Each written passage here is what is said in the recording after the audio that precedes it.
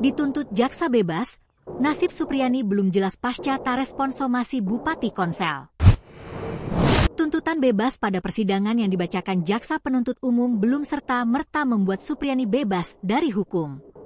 Guru honorer di Baito tersebut malah terancam kembali berurusan dengan polisi. Sebab, ia tidak kunjung merespon somasi yang dilayangkan Pemkab Konawe Selatan. Padahal, saat ini sudah melewati batas waktu yang telah ditentukan.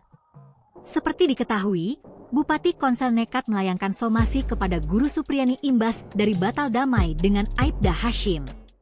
Andri menyebut somasi yang dilayangkan kepada Supriyani itu hanya sebuah gertakan semata. Sebab, hingga saat ini belum menerima panggilan dari kepolisian. Padahal, Supriyani harus memenuhi permintaan sang bupati dalam waktu 1x24 jam. Lebih lanjut, Andri membeberkan, kesepakatan perdamaian antara Supriyani dan Aibda Hashim telah dirancang untuk menjebak kliennya. Hal ini berdasarkan pernyataan Kepala Bagian Kabak Hukum Pemerintah Kabupaten Pemkab Konawe Selatan yang mengatakan kesepakatan perdamaian itu bakal digunakan untuk meringankan hukuman Supriyani.